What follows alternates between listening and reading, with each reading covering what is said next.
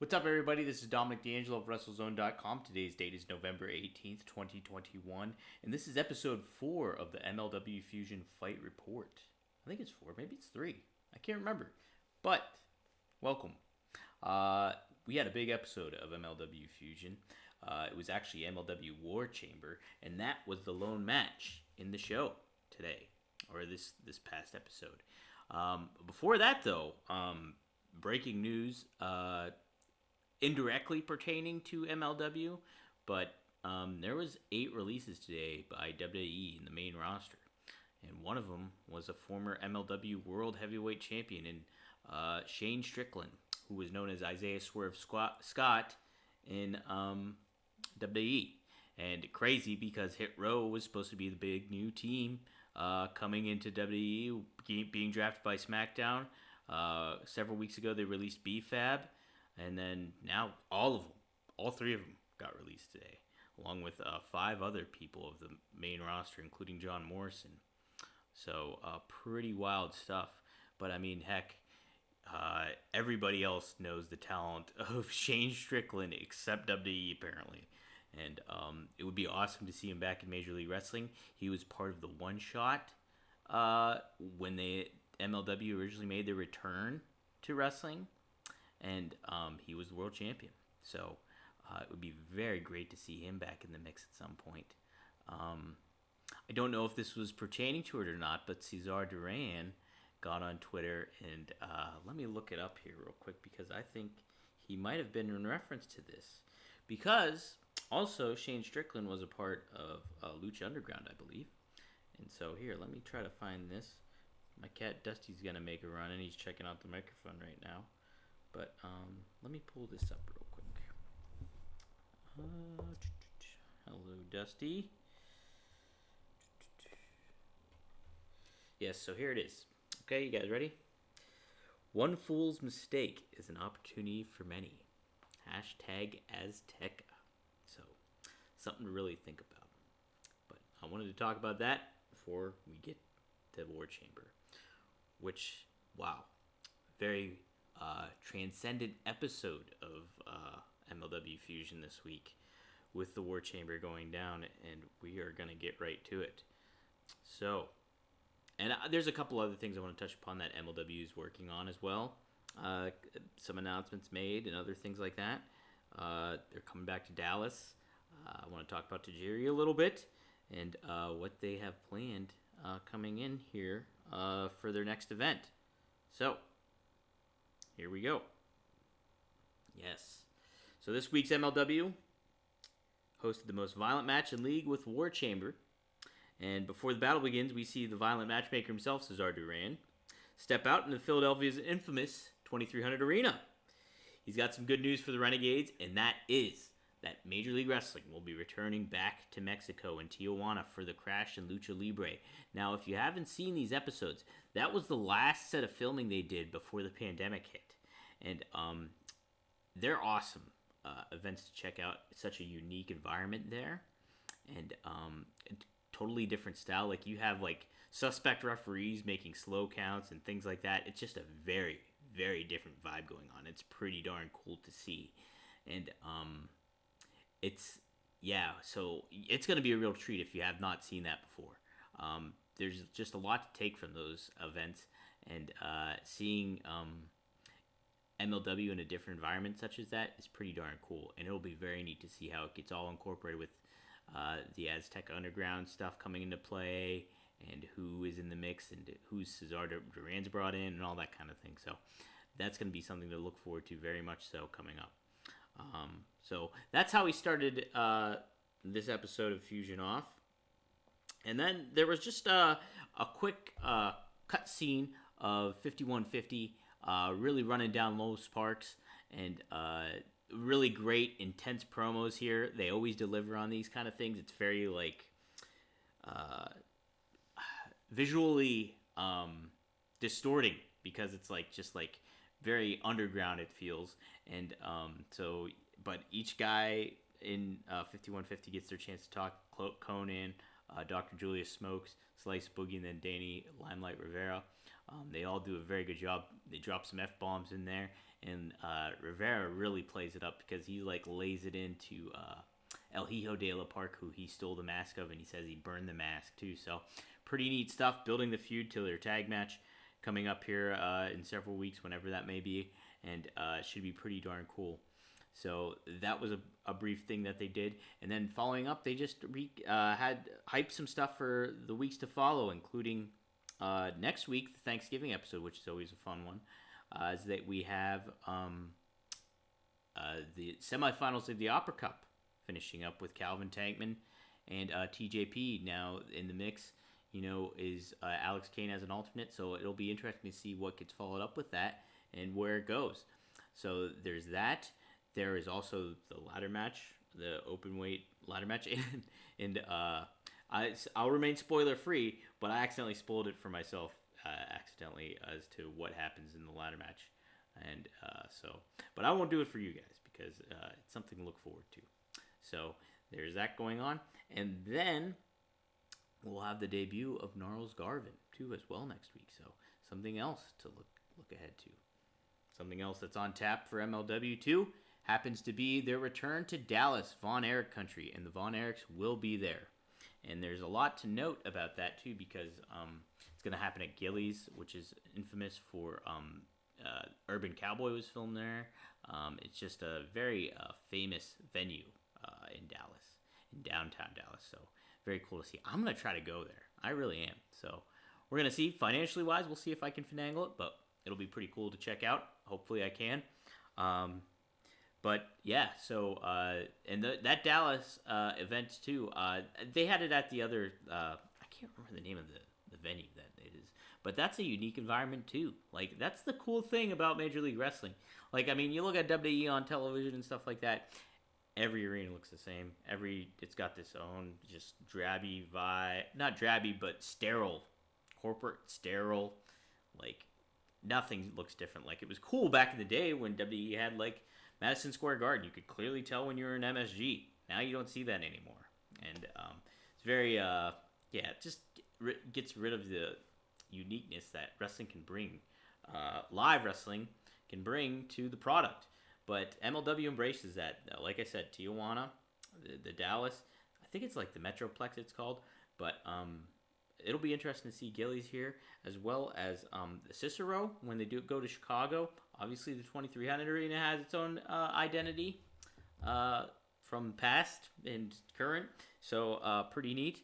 But yeah, it's in the Melrose Ballroom, of course, too, in New York City. So it's like, and they all look different. They all have a different feel to them. So it's something that I always enjoy when MLW goes and does these like different tapings and stuff like that. Is that so? Blood and Thunder is the name of the event, and there'll be fusion taping there. But it's interesting to note that there's going to be Enzo will be returning. He's listed on the schedule to be a part of the event again. So Enzo was there in Philadelphia, and now he will be in Dallas as well. So I'm hoping this will be a fruitful relationship that they can continue. I like Enzo, and he adds to the fusion aspect of Major League Wrestling. And if you want to know why, check out some of the previous episodes. I'm just going to leave you a tease with that. But, okay, War Chamber time. If you're not familiar with the rules, I will give you the rules right here. Coin toss determines who will go first. It's basically War Games.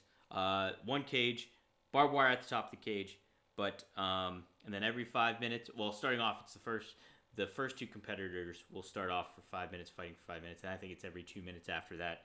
And then you can only win by submission, surrender, or pinfall. So, coin flip was determined.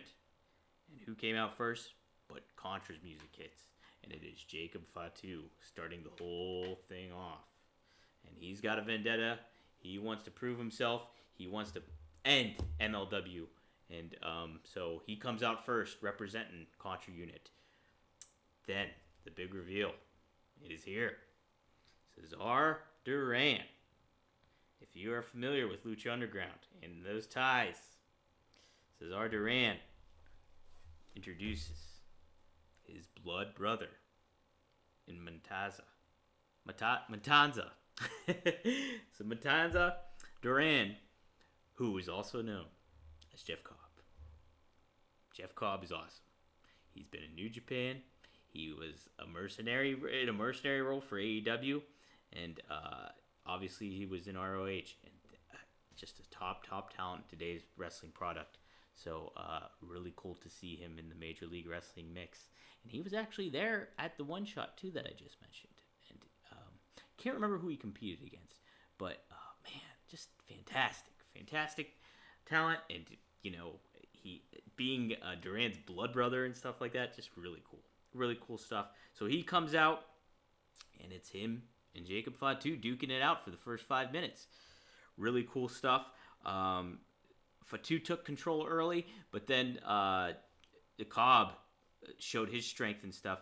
He literally picked Fatu up off the turnbuckle and threw him, and it was just a neat 5 minutes starting off. Then the next entry came out, and it was Sentai Death Squad member number 1, and he's a very big, large individual, and comes out, and so the odds are against Jeff Cobb. Then coming up, we have who came out next? Oh yes, so who's a cool kind of? He wasn't a surprise entrance, but a pleasant surprise when they did announce him. I think it was last week. Was Savio Vega comes in. I love Savio Vega. I was fortunate enough to interview him to hype his match against King Muertes months and months ago when they had the jungle fight. And one of my favorite interviews of all time was with Savio Vega. Such a genuine guy, and knows so much about the business. He helps. He's a big help to Major League Wrestling and the product. So it was cool to see him, a veteran like him, kind of get in the mix of all these big stars that MLW showcases. And he took it too with the kendo stick, and was able to dissect Jacob Fatu with that kendo stick. It's pretty cool, neat little moments there. So he was the next to come out. Then we had Akira Kalon representing CONTRA unit, and he kind of dissected people too, but not with the kendo stick, but with the kicks. Quan is such a presence too. I would like to see what more he can do in the ring and stuff like that. He's just I like him. He was a pleasant addition. I love his backstory, and they referenced that. Joe Dombrowski referenced that as he entered. He's from the fight pits, the tar pits of Singapore, and fights all across Asia. Has this awesome old school wrestling kind of backstory that's so much mystery and intrigue to him. So really neat thing about Akira Kwan. I like him a lot. And then next up, we have Diamonds Are Forever. It is Richard Holiday coming out. And the cool thing about Holiday is him bringing that intensity now, and him kind of bringing the technical wrestling aspect to it. He immediately comes out, and he shows his wrestling prowess, and gives stuff like a backbreaker and some suplexes and stuff like that. Just kind of adds a different dynamic into the mix. And and then him and Cobb have a brief moment where they fist bump one another. It's kind of cool. These unlikely alliances going down, a guy like Holiday and a guy like Cobb with his backstory and Lucha Underground and all that stuff really ties. It's just it's all these worlds colliding, and pretty cool stuff in the War Chamber. Next up is the second member of Sentai Death Squad. He's jacketed and all that kind of stuff. So kind of just, puts the odds against Hammerheads briefly again, until we get EJ Naduka coming on out. Judgment Day for everybody, and sure was. He cleared house in the War Chamber, knocking the two Death Squad members outside of the chamber, as a matter of fact. And but he did a stalling suplex to one of them. Really impressive. Presence again. Naduka, you got to put your tabs on him, because he's the man. He's going to be the man in Major League Wrestling. So, and he's going to be the man in wrestling in general, because he's got a presence. He's got, like I said last week, he's got such a great presence and body language and stuff when he's in quote unquote backstage segments or whatever. He's very good in front of the camera and everything like that. So he's gonna be great to see, man. So next up, we've got the final CONTRA member in Mads Kruger, who has said he's going to take control of this whole match, and he was going to lead Contra in the War Chamber. And sure enough, they're like, Kruger shows his presence and squares off with Naduka. They have some good exchanges. Kruger jumps off the top rope to hit him. Naduka, I believe, with a lariat. And those guys duke it out for a while. But the big story is like miscommunication, intentional, like from a wrestling standpoint, miscommunication from Jacob Fatu accidentally collides with Kruger. They kind of still get on the same page and do an avalanche in the corner, I believe, to Naduka. And then they keep going at it. And, so Fatu leaps off the opposite end with a spinning senton and inadvertently hits Kruger once again. Well, we still got one more entrant, though. Who is it? But your boy Hammer, the MLW World Heavyweight Champion, Alexander Hammerstone, comes out. New trunks. So introducing a new kind of look. You were used to Hammer in the long boys, and now he's out in some old school wrestling trunks. Looks great. Comes in, tears it up, does holy shit. He hits a nightmare pendulum. Picture perfect nightmare pendulum. One of the best finishers in wrestling right now. Nobody ever kicks out of it. He did it against Mads Kruger. Awesome to see. So this fight goes down. The match officially begins, and the Contra and Hammerheads are going at it. And the finish comes when Hammer signals for the end. He puts Akira Kalon in the torture rack, and Kalon has no choice but to surrender. Match is over. The Hammerheads win. That's all she wrote. So they get out of the chamber. All of them stand on stage in unison, and what's a very neat visual with Cobb, Naduka, the Dynasty, and then Savio all standing there celebrating. But the story is there's a despondent Jacob Fatu in the ring. He's just kind of beside himself. You can see he just doesn't know what to do next. So being the team player, he's kind of checking on a lot of everybody, all the Contra members, laid out, checking on them, being the leader. Well, Mads Kruger comes across and confronts him. And so they're jaw-jacking at one another. And Akira Kalon, tries to play a little bit of a peacemaker. But that doesn't happen. So Mads strikes Fatu. Fatu goes right back, thrust kicks him. And then, he shoves Akira Kalon out of the way. Akira Kalon comes back, strikes Fatu. Fatu goes back at Kalon, gives him a pop-up Samoan drop akin to Umaga. And it's just a chaos in Contra. And, brawl breaks out. The fight spills to the outside. Fatu's throwing some Sentai Death Squad members around.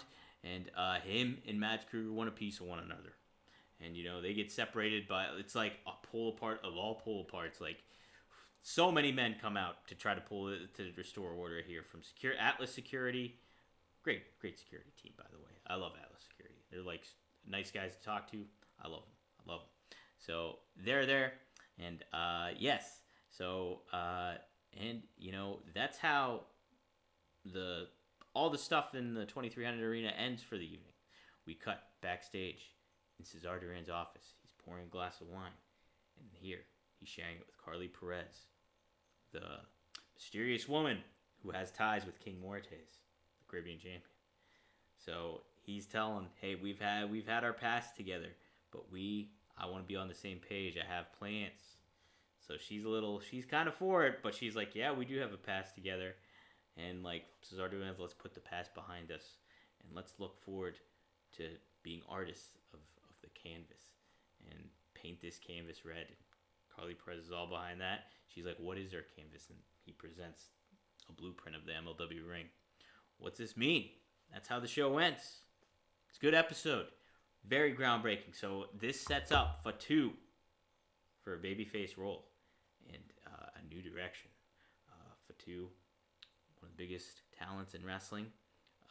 It's going to be very, very cool to see what direction they take him in. So obviously he'll be starting a feud with Mads Kruger, But I mean, geez, there's so much you can do with a baby, and he is over. He is very over with the live crowd, and obviously online as well. Just one of a kind talent, and there's a reason MLW was locked him up, signed him and everything. So it's gonna be really intriguing to see that moving forward. So yes, some very. I mean, obviously with these releases today by WWE and the releases that they've made in the past, opens up for a lot of talents to either stop by and visit or maybe get signed by Major League Wrestling. Again, I love MLW. It's like, as I said every week here, that's since I've done this show, tightest wrestling product week in and week out. Continuity across the board. Sense is made. They harken back to past incidents and matters and everything like that, whether it's in their promotion or not. And so it's a very, very cool vibe. You get that sports-like feel. That's why Davey Richards wanted to return with Major League Wrestling. He loves the authenticity that Major League Wrestling brings. And so it's neat to see. It's unfortunate that these releases are happening, obviously. You don't want to see that. But it is neat to see how open the wrestling landscape is and what the potential could be for a lot of these untapped, unused talents that WWE just decided to let go because of quote-unquote budget cuts. It's ridiculous. And it's like very frustrating if you're a mainstream wrestling fan. But it's very cool because this opens the doors for these talents to either make their way to a place like Major League Wrestling, to a place like obviously AEW is the other one, and even make a little hay and Impact as well. So, not to mention New Japan. There's and like unfortunate too for ROH. Looks like their shutters are closing too. So, very frustrating, but still a very intriguing time. If you're a wrestling fan right now. Hopefully, a lot of these guys can find places, guys and gals, and because there's a lot of talent out there, and I'd love to see him in Major League Wrestling. So that'll do it for this week. If you want to give me any feedback, please feel free to. You can reach me at Dominic D'Angelo on Twitter. You can also reach me via email at dpdangelo@gmail.com if you want to give me more of a long form question or anything like that. I'm more than happy to answer. Any feedback, that's fine too. Positive or negative, I'm okay with that. Be sure to subscribe to the WrestleZone podcast feed if you haven't yet. If you want, give us a review on iTunes. And hey, if you're watching this via YouTube, give the video a thumbs up. Hit that subscribe button and all that malarkey. And stay tuned. I got some intriguing stuff coming. On WrestleZone, MLW related as well. So be on the lookout. All right, guys. I'll see you next week. Stay safe.